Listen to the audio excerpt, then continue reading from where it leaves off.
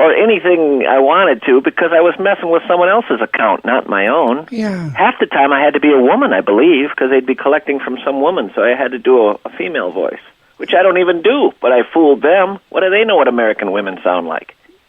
Yeah, they're just looking for a reaction, and I'm familiar with what you're talking about, Tom. It's been like that for a long time in my world, but we're talking with Tom Mischke live from the CountryChef.com studio, online all the time. Country What the hell Chef. is a Country Chef studio? You already have a Country Chef studio? Yeah, well, sure. What is that? It's a Country Chevrolet is the sponsor of the program, and they sell wonderful Chevrolets across the world to people online all the time, CountryChef.com. And I'm not going to do that with mine. I don't care how much money someone's going to give me, because where would that studio be for me? I'm using the Country Chef microphone, I guess I could say. Yeah, you want to see if I'll talk to him, see if he's interested in doing the Country Chef microphone? Is he likes clicks. I'm going to do something a little different. I haven't broke the news to the folks at the network, but I'm not even going to have ads on my website. I've decided that, I don't want to go too much into it, but I decided that I'm creating this website, and I just don't want to have any ads on it. If there's going to be ads, it's going to be within the content. So yeah, that's good. But where do you get, Tom, you're missing out, I got to tell you, from being as old as I am, you take a little wisdom. These people need to have clicks. You got to get clicks somewhere in there, so build it in somehow, not just in your content, but so people can get to them. I have a different philosophy on advertising. Well, you're in the 80s and you're in the 70s then, because that's not the way the 2000s was rolling. All right, but let me pass this along to you, and you break this to your advertisers. When I worked at City Pages, you know what they called the ads on their website? Free. Wallpaper. Wallpaper. You know why they called it wallpaper? Because no one looked at it. They knew it from research. It's totally different from a newspaper. You open up a newspaper and there's a print ad, people look at those. Nobody looks at print ads on websites, and all you got to do to find that out is look at impressions versus clicks, and you realize it's just almost unheard of for people to click on these ads. So my deal is, and actually more and more people out there are figuring this out, gateway ads are the way to go. An ad you have to get through to get to content. So my show starts, you're going to have to hear me do an ad before the show starts. If there's a video I do, I'll have the video there first, and you can't click on it and get rid of it. I'm much more a believer in something that's actually going to be seen and heard than this fake ad stuff, which you can sell to your guys, but they're not really having the effect with it. No, so you got meanwhile, I create a much more beautiful website because it doesn't have quote-unquote wallpaper all over the place. Yeah, we're doing the same thing. It's just approached differently, but I like that. You got a lot on your head there, Tom. You know that. I've always thought that about you. Do you remember the first time we ever talked?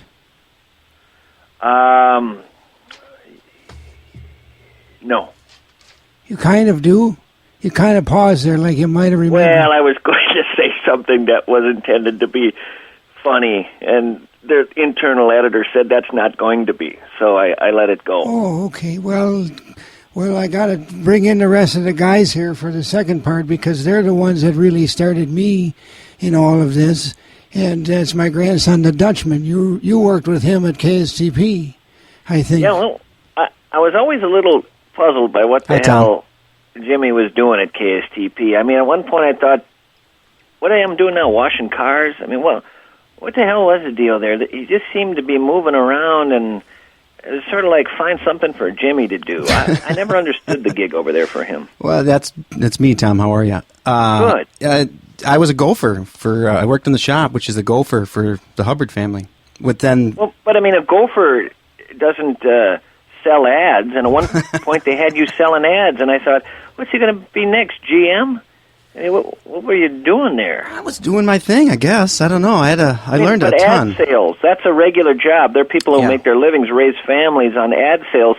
As a gopher, they'd say, Go out and sell some ads. Come back a little later and wash our cars. I think Johnny Souchere needed a quota to fill, so he saw me in the garage one day and said, "Hey, you come and sell ads." So I did. How long were you there? For selling ads? No, how long were you at Hubbard? Oh, God. 10 years? 11 years? What? Yeah. Really? Yeah, I worked through, like, right out of college and through Brown and left and came back and started again at the shop, but then got a job back in sales because I was doing sales down in Iowa.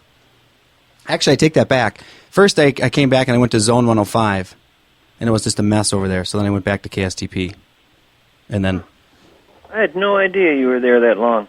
I would have said 2 years. Yeah. Wow. And then I came in. I was the Channel 45 mascot for a long time too. When they started 45. What is a Channel 45 mascot? It was a TV. A 4 and a 5 together? What do you mean you were the mascot? It was a TV. You were a television? Foam television. Yeah, and I had some of the greatest experiences doing that because I got to play donkey basketball. I got to play basketball with all the mascots at the Gophers. I got to play mascot softball at the Dome, and there was another one on the ice that I got to do. So it was really fun. Fun gig. Mascot softball. I'm glad I didn't see you. I had a tendency to abuse mascots. The French fry person for the French fry stand at the fair. Who is that? Is that Frenchie? Who's the travel guy? Now out of business. Remember the Wozniak? Yeah. Wozniaks had the famous French fry place at the fair, and they had spent a ton of money on a French fry costume. And that person came by when I was doing a show for KSTP out there, and I just thought, they can't be hurt. They're inside a foam deal. And so I just went up to them and just pushed them over onto the sidewalk, knocked them flat. And I thought, that's kind of funny in a slapstick sort of way. Well, apparently it wasn't. In there's all sorts of things that can hurt you, and I don't know, it's not a foamy deal, as it turns out. There's all sorts of wires and wooden things. And anyway, it was a girl. I didn't realize either. Young girl. No, she didn't get hurt too badly. But it caused quite a problem. I ended up having to go over to Wozniak's with the general manager and formally apologize and agree to pay for the damage done. It was just one of those mistakes. See that internal editor that... You wish you had it back then, didn't you, Tom? I could have used her back then. We're talking to Tom Mischke and talking about his new On the Road show. Mischke on the Road is going to be debuting May 12th on the Tom Bernard Podcast Network. And the Dutchman here got me started with you. And I think you got the right call there, don't you? Well, you have the first call? I have my first call where I called you first, and then I got Carl to call you. And actually, that day we were on like right after each other. I think there was a break in between, but I called with two phones and got on your show. When was this? 1996. 96. I was 2 years into my show. Boy, I'd love to hear this. 96. Now let's see here. Which one? Well, this one I think was one of my firsts with you, Tom. Jimmy? You hear that? Jimmy? Yeah. Yes, hi. Hi, Jimmy. Hi, Mr. Mischke. I was wondering why I sometimes smoke a pipe, but I always feel so weird smoking it out in public. And you said that as well. And I was wondering why that is. Oh, because unless you're 60 years old, you don't smoke a pipe in public. You smoke it in-home by yourself or with another friend who looks equally ridiculous smoking one as a young man. And you don't allow yourself to be viewed by the public for fear of the utter embarrassment that would plague you. Now, it doesn't mean you don't smoke a pipe, because right. Pipes are too great not to smoke. So That's you right. still That's make right. sure you find yourself a place where you can smoke quietly and in private. It also is one of the only means of smoking tobacco that can be appreciated by a lot of women who don't smoke. So if you find yourself filling a room with the aroma of pipe smoke, many women won't complain and will in fact appreciate the almost incense-like quality of it, which doesn't work for a big stinky cigar. That's another good reason to smoke it. Also, no man has ever been depressed with a pipe in his mouth. No man has ever committed suicide with a pipe in his mouth. No man has ever been angry with a pipe in his mouth. This is true. So those are all good reasons to smoke a pipe as well. And in fact, that's the true way tobacco was meant to be enjoyed, occasionally and in aromatically. Yes, and in a little bowl where you can sit back and contemplate existence. Well, how about the... Now, our final segment, customer service. Wheelchair Al, don't know what happened there. How you doing? Wait a minute. That's how you ended your call? With some weird recorded thing? Oh, Tom, we were just young and trying to just do whatever. It was... Do you remember this one? At the Smithsonian, there's Jack Kennedy shaking hands with the crowds. There's Nixon waving to the throngs after that 72 landslide. And there's Ford, alone in a vast, empty room. Jerry, it's me, Dick. And then Ford is saying, I gave you the pardon, you ingrate, now beat it. And then as Jerry brings his head in from outside, he bangs it real hard on the window, and his head falls off and knocks Pat and Dick down. They, of course, scream, run like the devil down Penn Avenue. Heck, it's like a scene out of Apocalypse Now or something. Jerry's head just keeps rolling in the Nixon's direction, chasing them. It's sick, it's twisted, and it's all a dream.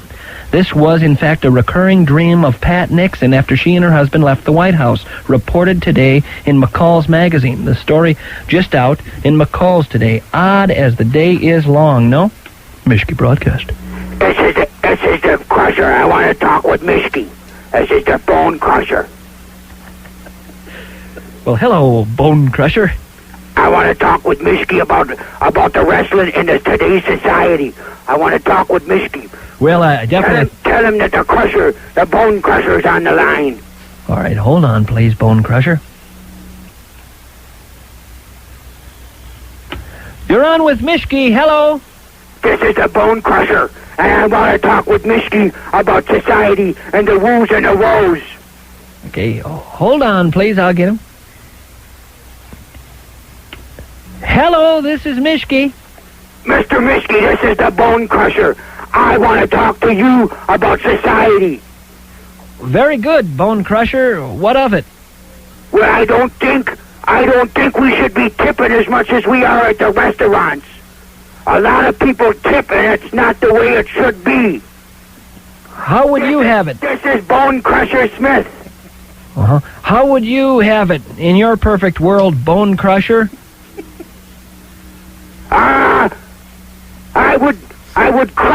I would crush their skulls.